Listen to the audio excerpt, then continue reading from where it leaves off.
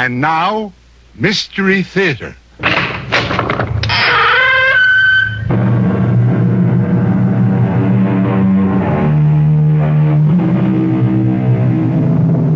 Come in. Welcome. I'm E.G. Marshall. I have a question to ask you. What is hell? Where is it? Some say it's a place that the soul goes to after death to be purified. Others believe that hell is right here on earth, that indeed life is a synonym for hell. Which is right? Are both right, perhaps? Don't know. One thing sure, though. If life on earth isn't hell for everyone, it certainly can be for some. Henry and Matilda Smith, to mention only two.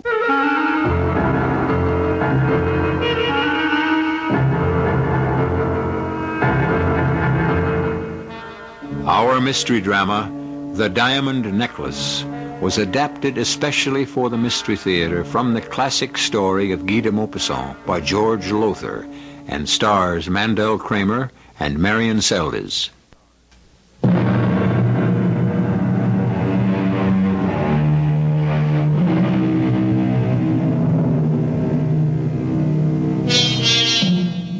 I have asked, where is hell? What is it? I have often pondered the question and came to no resolution. But surely one thing is true, that if life on earth is not itself hell, it is often a very convincing imitation. The statement you're about to hear proves that. A statement, an account, written by a man named Henry Smith in New York City in the year 1897. A memoir, if you will, of a special kind of horror.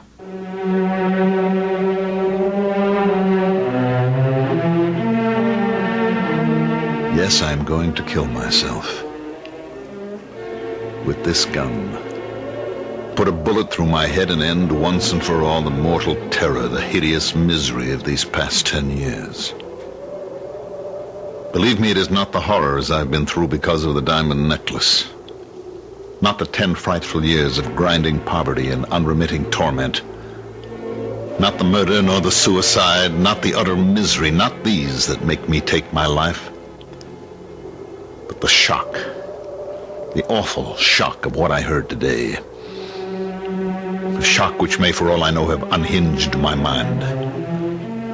But in any case, has destroyed all desire to go on living. Where to begin my story?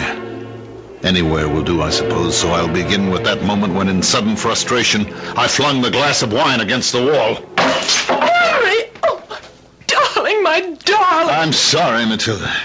I'm sorry.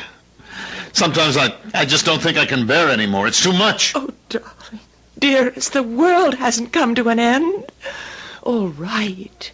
You've had bad luck for a number of years. Bad luck? Abominable, that's what it's been. Has anyone worked harder than I have to be a success? No, my darling. Has anyone tried more than I have? Tried and tried. Sweetheart. What happens? Every time. The glove shop.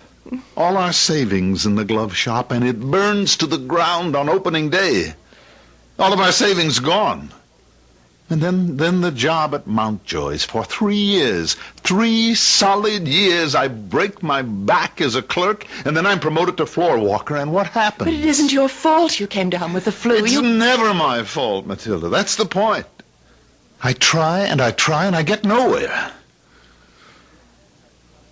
This morning I go back to Mountjoy's. 2 weeks ill, and I go back to the floor walker job, I think. You go out, you buy a steak, a bottle of wine, and we'll splurge a little to celebrate. Sorry, Smith, Collier says. Collier the Great. Collier, head floor walker. Sorry, Smith. We had to give the job to Platow.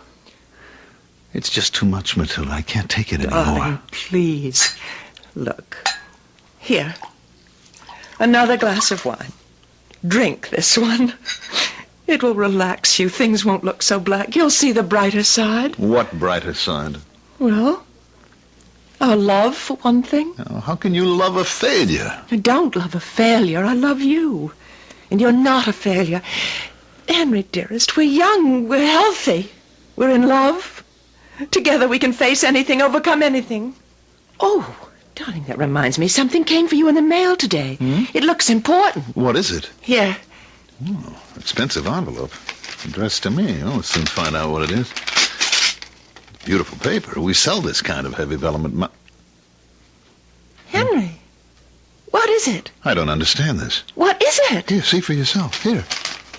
Mr. and Mrs. Roger Van Wyck Mountjoy III request the pleasure of your company at a dinner party the evening...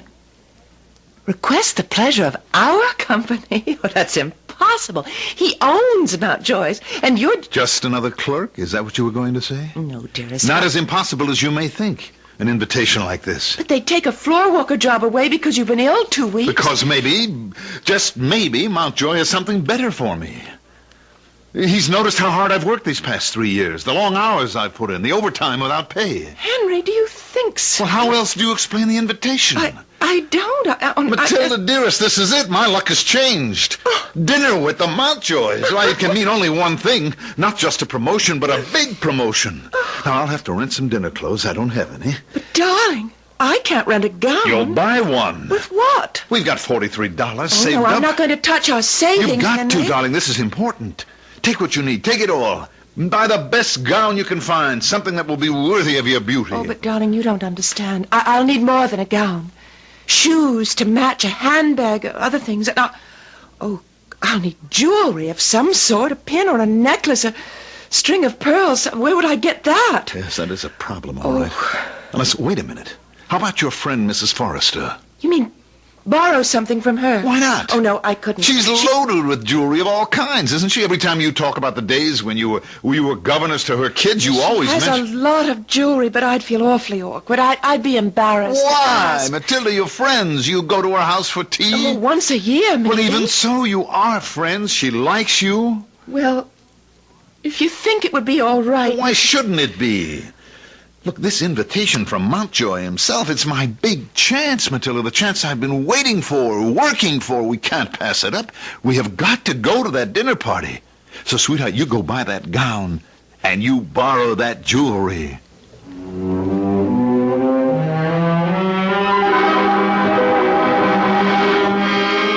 Of course, Matilda, certainly. Oh, it's awfully good of you, Mrs. Forrester. I hesitated to ask, but... nonsense, dear. Well, come along into the boudoir. We'll go through all my jewelry, and you shall have your pick. Tell me, how is that handsome husband of yours? Oh, he's fine. Fine. And about to get his big chance at Mountjoy's, too. Oh, an opportunity I'm sure he deserves. Well, now, my jewelry is in these boxes. Now, you start looking while I go tell Hortense to make tea for us. Oh, thank you, Mrs. Forrester. Thank you.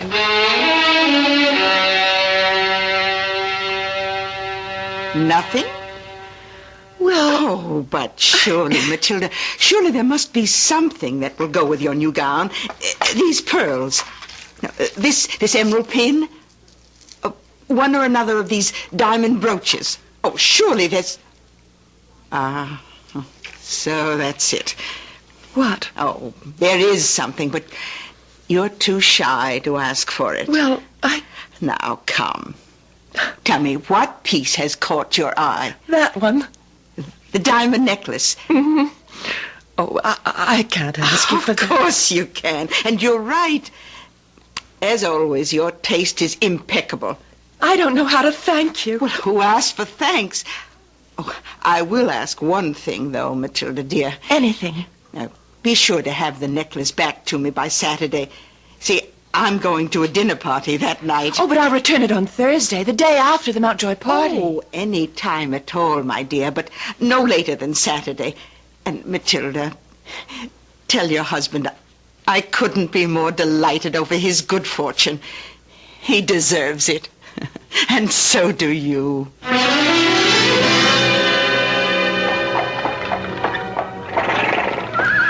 Thank you, driver. No, that's all right. Keep the change.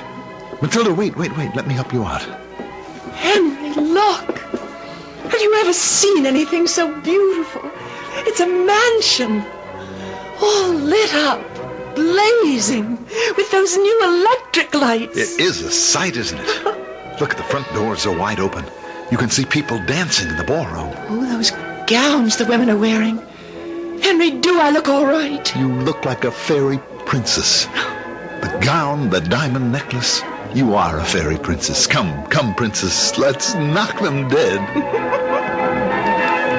Isn't there a butler or someone that we give the invitation to? Well, there doesn't seem to be. Or doesn't matter. Oh, look. What? The man coming toward us. That's Roger Mountjoy himself. Matilda, he's going to greet us personally. Can I help you? We're here for your party, your dinner party, Mr. Mountjoy. You know me. Why, of course. We've met, have we? Well, not actually. I've seen you, of course, any number of times at the department store, but we've never really met.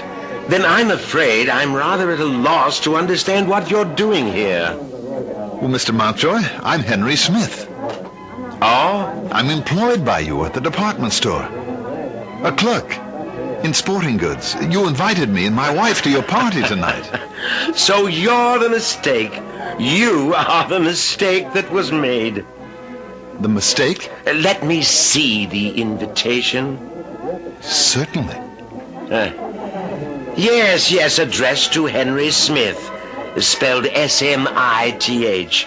That fool secretary of mine. I don't understand. Well, it's simple enough, Smith. I have a friend, a close friend, named Henry Smythe, spelled S-M-Y-T-H-E. My secretary simply sent the invitation to you instead of him. A mistake. A ridiculous mistake. Ridiculous? What else would you call it? Unfortunate. Embarrassing. Unfortunate, embarrassing, ridiculous, whatever you call it. I am not in the habit of inviting my clerks to my home. Now, I'll say good night to you and to your decidedly attractive wife. I'm very sorry, my dear, very sorry. Being sorry doesn't help matters much, Mr. Mountjoy. My dear. Your secretary makes a mistake, and we make all sorts of preparations for your party. Clothes that we can hardly afford. I cab said fare. I'm sorry. Good night. No, you can't just put us out like this. Henry, for heaven's sake. Not put us out like beggars.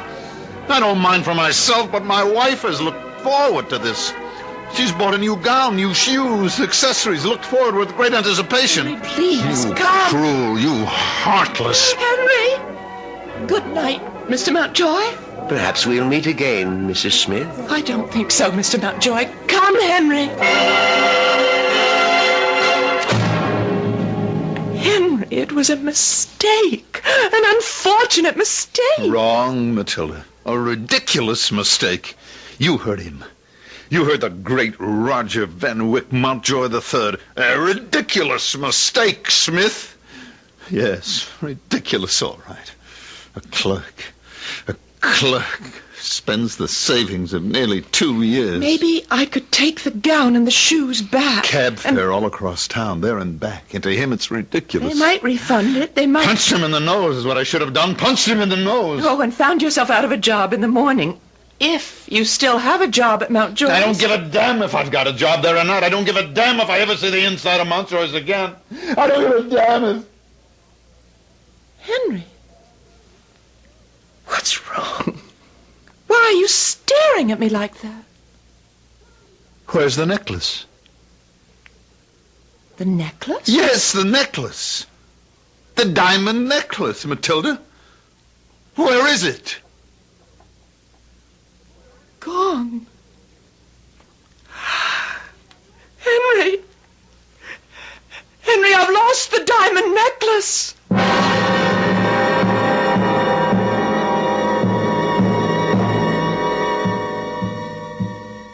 If you're a man listening to my voice, put yourself in Henry Smith's shoes, and if a woman, in Matilda's, and tell me that hell doesn't exist on earth. Go on. Tell me. I'll return shortly for Act 2.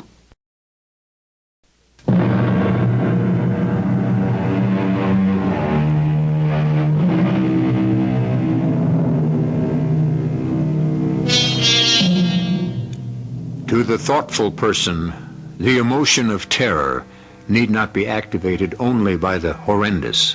There are many forms of terror. The quick and sudden terror which makes the soul scream out in agony. The slow and eroding kind which makes the soul moan in mounting fear. Is the terror of a man going to his death any greater than, say, a baby wailing with hunger and in fear there may not be another meal? Henry Smith can give you the answer.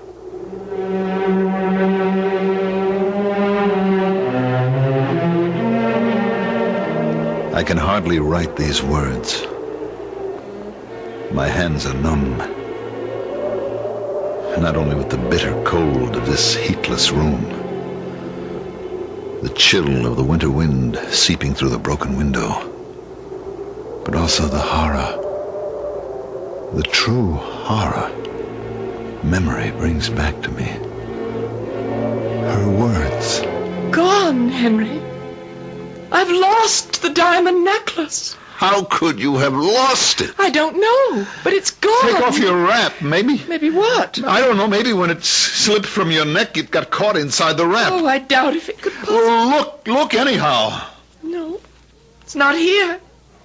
It's gone, Henry. A fortune in diamonds lost. Now, don't panic. We mustn't panic now. We'll just keep calm and just think. Try to remember. When did you last have the necklace? When did you last notice it? Don't know. I can't remember. Well, you must. Now, did you have it in the cab going to Mountjoy's? Yes. Yes, I had it then, and I remembered... Yes, I had it when we got out and walked up the steps to the door. You're sure of that? Oh, yes. I remember putting my hand on it, patting it. Did you have it in the cab on the way home from Mountjoy's?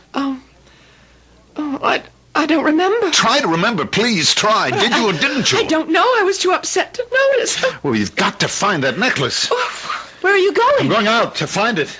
Well, I'll try and find the cab we hired on the way back. I'll go to Mountjoy's house and look around outside. Have we any money? Money? Well, I can't walk to Mountjoy's. It's too far. I'll have to take a cab. Let's see. We have $2 and some change left. All right, give it to me. Oh, Henry, wait. There's no food in the house for tomorrow. You don't get paid till Saturday. No, I don't. Henry? Oh, that scares you, doesn't it? $2 and change. No food in the house. No pay till Saturday. Oh, it's frightening. I think I'm going to be sick. Henry. Oh, my darling. No, Henry. All right, I'm all right. I'm all right. Expect me when you see me. Henry. What? Forgive me. Oh, darling, it isn't your fault. Get that thought out of your head. It isn't your fault. It is my fault. It is.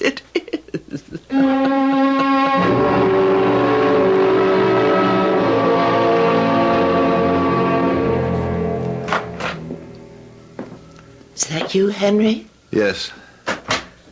Well, I must have fallen asleep. It's nearly dawn. You didn't find it? No.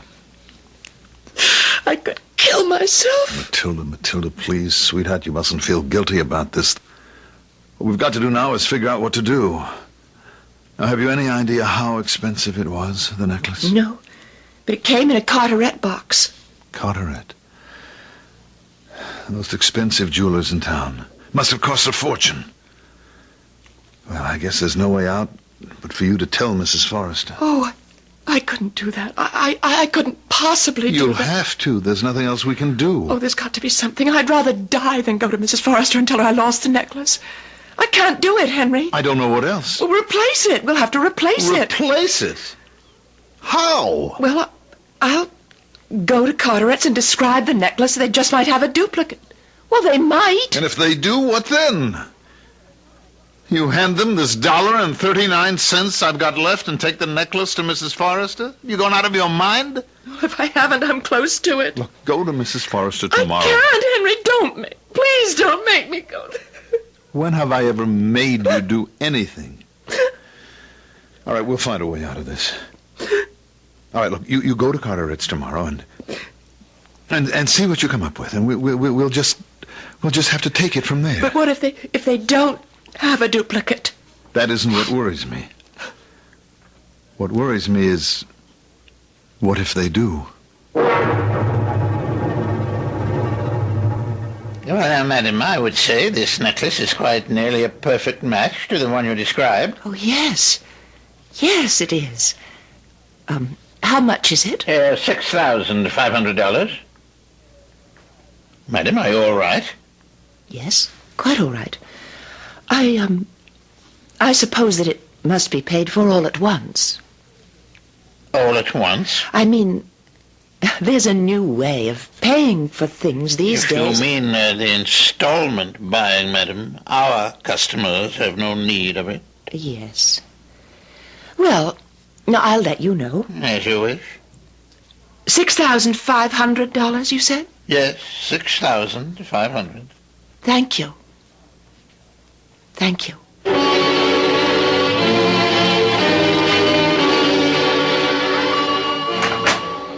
Come in, Mr. Smith. Yes, Mr. Brock. Henry Smith. Frankie Matthews sent you to me, eh? Yes, he works in the department next to mine, in hats. I got more than one client from Mountjoy's. What I'm saying, you're in good hands, Mr. Smith. Let's see, full name? Henry James Smith. Oh, James. Address? 227 East 9th Street. 227 East... Okay. How much you want to borrow? $6,500. Uh-huh. Any collateral? If I had collateral, I'd have gone to the bank, Mr. Brock. Somebody twisted your arm to come to me. No, of course not. So why insult me, Mr. Smith? I don't need you. You need me, right? Yes. The way I operate, I make you a straight loan at interest. You pay back the principal when and as you can. Long as you pay the interest each month, we got no problem. How much interest? 1%. 1%? 1% of $6,500. That's $60.50, right? Right. Well, that isn't too bad. I guess I can manage $60.50 a year, I guess. A month, Mr. Smith. What? 1% a month, $60.50 a month. A month? But, well, that's usury. Hey, you know something, Smith? It's a good thing I don't charge for insults. You'd be in a real mess if I did. Well, I'm sorry. I didn't mean to insult you. It's just that... Oh, good Lord, I couldn't possibly afford all that, not on my salary. I'm sorry to hear it. You wasted my time. Well, now, wait now. I'm waiting. Well, I'm... All right, I'll take it. And don't worry, I'll find a way to pay the interest. Don't worry. I won't. I never worry, Mr. Smith. I let my clients do it all.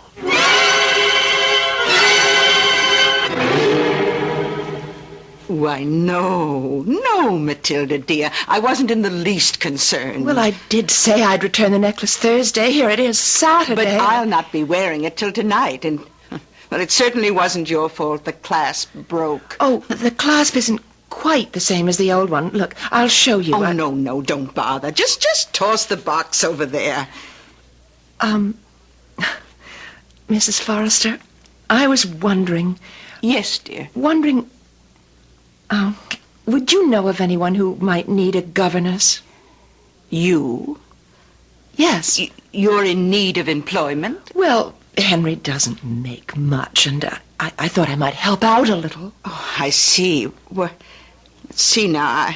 I'm afraid I don't know of anyone who needs a governess, no, but I... Yes? Oh, no, that wouldn't be for you. What? I'm not proud, Mrs. Forrester. If it's honest work... Oh, honest enough, my dear, but exhausting. You see, a friend of mine, a very large family, needs someone to do washing. A washerwoman? I told you it wouldn't be for you. Well, I'll ask around among my friends and let you know if I come up with anything. Thank you. Now, just let me be sure I have your address correct. Oh, we're moving. Are you? Oh, do you know where? Yes. 121 Delahanty Street. Delahanty? But, my dear, isn't that... Well, isn't that thought to be something of a slum area? Oh, not that bad. Matilda, child, has something gone wrong? Are you and Henry in some sort of trouble you're not telling me about? No. Well, then why are you willing to take a job as a washerwoman? Why are you moving to Delahanty Street?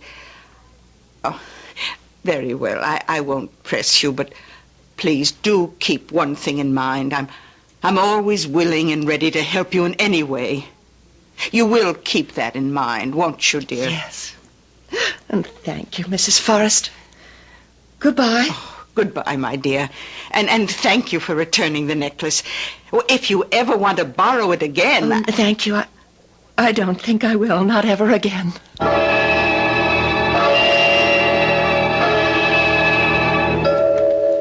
We made a deal, Smith. A month ago to the day. Now you come in and tell me you can't pay the interest. Well, not all of it, Mr. Brock, but... But what? I've got $34 of the 60. 60 and 50 cents. Yes. And if you'll just accept that... Sure. Sure, let's have it. You bring the rest tomorrow. Same time. 6 o'clock. But that's impossible. Impossible, huh? It's taken me a month to get $34 together. How am I going to get practically as much again in just a day? That's your problem. Well, it's a problem I can't solve. Look, I'll pay you every cent I owe you, but you've got to give me time. Time is money, Mr. Smith. And you haven't got much of either. Let me show you something. You see this? Yes? What is it? A switchblade knife. Very sharp, Mr. Smith. Razor sharp.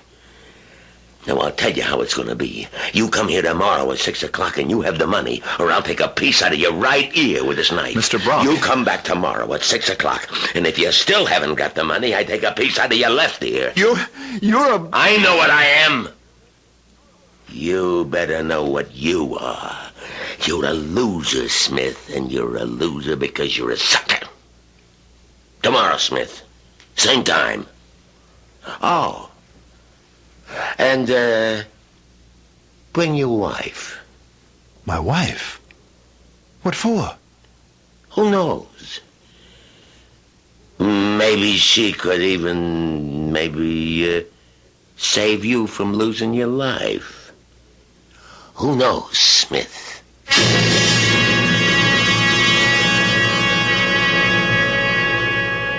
If ever terror, cold, chilling terror, struck through a man's soul, it strikes through Henry Smith's.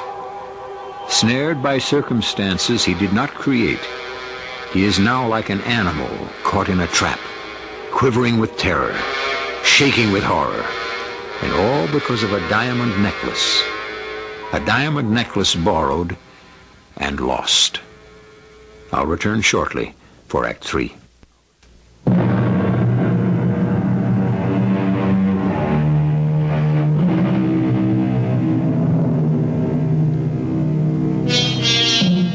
What bitter, cruel, insupportable tragedy can smash a human life because of one mischance? Henry and Matilda Smith have discovered this to their sorrow. Had Henry or Matilda thought for a moment, they might have realized that the party invitation from Roger Mountjoy had to be a mistake. In any case, had they realized this, certainly Matilda would never have borrowed that diamond necklace from Mrs. Forrester and lose it. And had Matilda not lost it, well, let Henry tell us.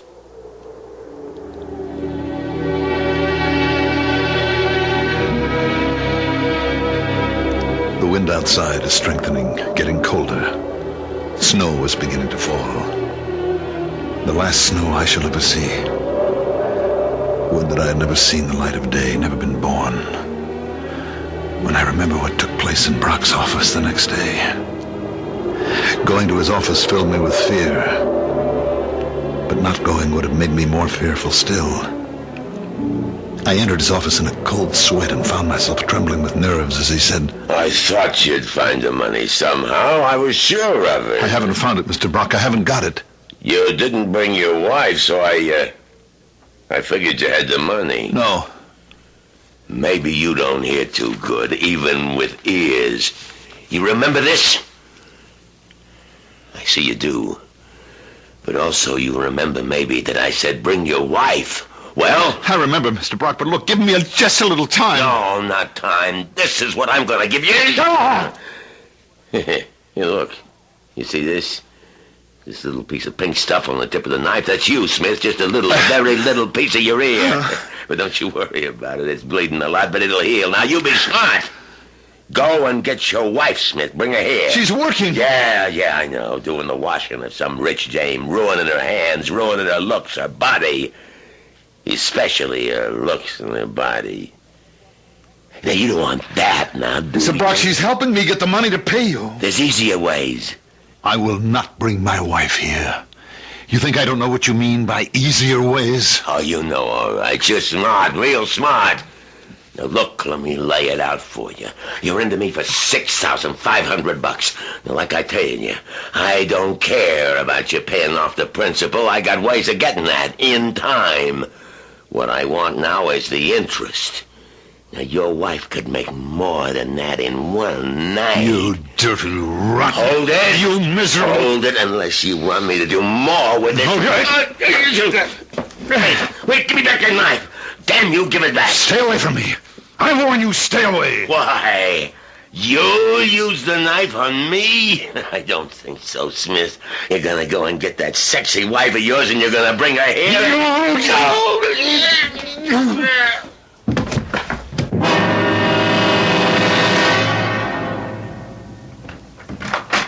Matilda, you're home. Yes, my back was... I was working over the tubs today, and it began to pain again, so I... Henry! You're white as a sheet and trembling. Henry, what happened? I killed a man, Matilda. I killed a man. No. Brock, the moneylender. No, Henry, I don't believe you. You couldn't have done such a thing, not you. Yes. Yes, Matilda, I did it. No, you just imagine that you did. I've heard that when people are starving, they imagine all kinds of things, horrifying things. They hallucinate. No hallucination. I don't believe you. Believe me, look. I'll take off my coat. Look. Oh, God. And believe. Your shirt, blood. Soaked in blood. Dripping with blood. Take it off quickly. Take it off and I'll wash it. You can't wash it. Nobody must know. And you'd have to wash it in the kitchen or the bathroom down the hall. There's no running water in this room. Oh, take it off. We'll hide it. I can't believe. I just can't believe you. You were always so gentle. He was threatening me with a knife. He cut my ear and he was threatening me again if I didn't Didn't? Bring you to him. Me? What would he want with me? I don't know. But he must have a reason. He wouldn't threaten you with a knife unless... Oh. What's so funny? I was thinking. Oh, just thinking. What a surprise he'd have in store. Surprise? Brock? He must have heard how I looked a month ago. He doesn't know what that month has done to me. Why didn't you tell him? Why didn't you tell him that since the night I lost the necklace, since the night of the Mountjoy's party, the party that looked so exciting, it was going to be so thrilling. My secretary made a mistake. A ridiculous mistake. Ridiculous. Only it was all a mistake. Sweet. A horrible mistake. Sweetheart, oh, sweetheart, Worse than please. horrible, I lost the necklace. I'm the one who couldn't face Mrs. Forrest. Please, no. Why couldn't I? I'm the one who made you borrow all that money. I'm the one who made you a murderer. Oh, God, forgive me for what I did. You did nothing, darling. You lost a diamond necklace. It could have happened to anyone. And it's over now. All of the misery is over. Over? Yes, Brock is dead. I killed him. But I did it in self-defense. I'm not excusing myself. Don't think that. You kill a man, you take a life, whatever the reason, you must pay. Somehow or other you must pay, and I will. But in the meantime, we're out from under the burden, the awful burden of paying that monthly interest. Even the loan, we can forget it. How? Well, who knows about it? It was between Brock and me. Who else would know?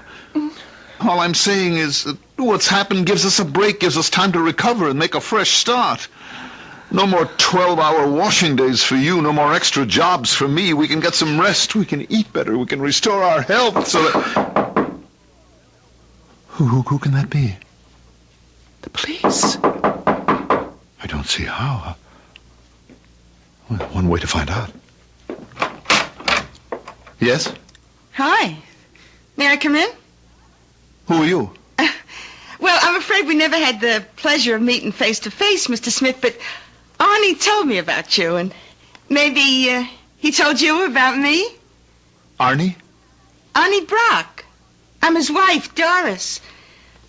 Or I guess I should say, his widow. No. You won't do this. I won't let you do it. What else is there to do? Something. We'll find a way. You go behind my back, you go to that Brock woman, and you... I agree to do what she wants, what her husband wanted. There's no other way. If I don't do this, we'll both sicken and die. This way, once the loan is paid... But it will never be paid, Matilda. The interest alone, the monthly interest. No interest. Not anymore. What are you talking about? Well, I agreed to become a hostess on one condition. I would pay off the loan with my earnings, but no more interest. And she agreed? Well, there seems to be a shortage of girls, of compliant girls. Here. What's this? It's the agreement I made her sign. No interest, and... Now, would you please hook me up in the back? No. Henry, please. In that dress. In the very gown you bought for the Mountjoy party. It's brand new, Henry. I never got to wear it very long. Never got a chance to dance in it, as I thought I would. Oh, that music was so lovely. Remember when we came through the open front doors? All those gay people dancing and drinking and chatting. So many lovely gowns. All those gorgeous colors. And the electric lights. I'd never seen them before. So bright, so glowing. And the music. The music. Oh, if we'd only danced together, Henry. One dance. Just one. If we'd only had that to remember to dream on. Dance with me. Henry, dance with me. No, Take me in your arms and dance with me. Don't you hear the music? It's the waltz. It's a waltz, Henry. They're playing a waltz, a divine waltz, and I'm in your arms, floating in your arms, turning and turning, my feet scarcely touching the floor. Stop it, Matilda. Turning and turning. Matilda, look out to the window! Oh. No. No. No.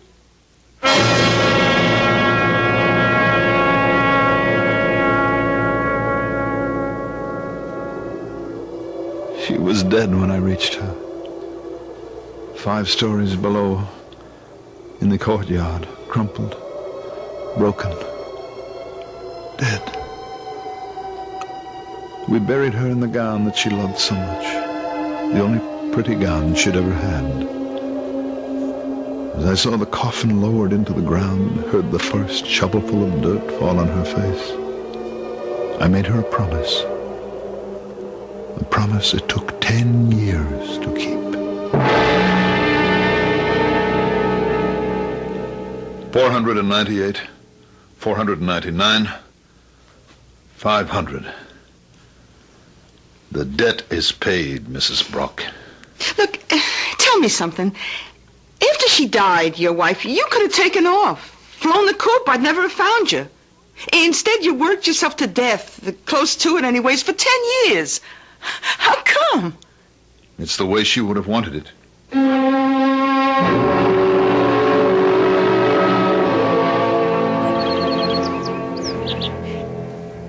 Excuse me, I beg your pardon. Yes? Are you, by any chance, are you Henry Smith? Yeah. Why, Mrs. Forrester. Well, of all things. Now, I saw you sitting here in the park, and I thought, now, that man reminds me of someone. And then I realized, Henry Smith. It's been a long time. Yes, a very long time. And how is Matilda? She stopped coming to see me quite a few years ago, and I tried to get in touch with her, but you'd moved and left no forwarding address. She's dead, Mrs. Forrester. Oh. 10 years now. Oh, I am so sorry. She was such a delightful little person. So serious, so sincere. I remember lending her a diamond necklace to go to a party. She accidentally broke the clasp, and really, I've never seen anyone so terribly upset over such a little thing. A diamond necklace is not a little thing, Mrs. Forrester. Well, I suppose not, but not if it were a real diamond necklace with genuine diamonds. Mine were paste. Fake diamonds, worth no more than, $100. Oh, Mr. Smith, Mr. Smith, what? Oh, please, someone help me. This man has fainted.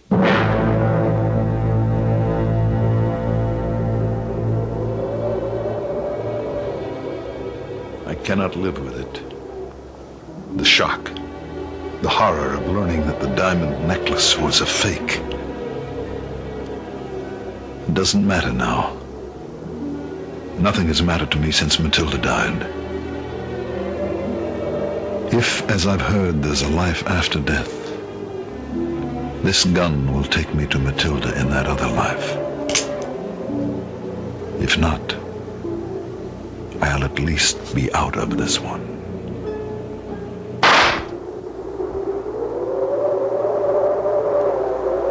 In the words of Guy de Maupassant, how would life have been for these two if Matilda had not lost the necklace? Who knows? How strange life is.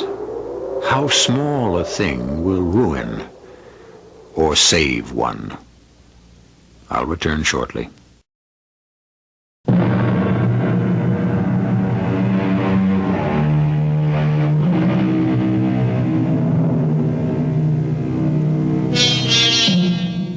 We owe our story to certainly one of the greatest of all short story writers, Guy de Maupassant. I've suggested in the past that we give a thought, a brief moment of thanks to such men as Oscar Wilde and Edgar Allan Poe, to whom really we owe so much. To that list, let's add Monsieur de Maupassant. I'm sure he'd be pleased. Our cast included Mandel Kramer, Marion Seldes, Bryna Rayburn, and Leon Janney. The entire production was under the direction of Hyman Brown. This is E.G. Marshall inviting you to return to our Mystery Theater for another adventure in the macabre. Until next time, pleasant dreams.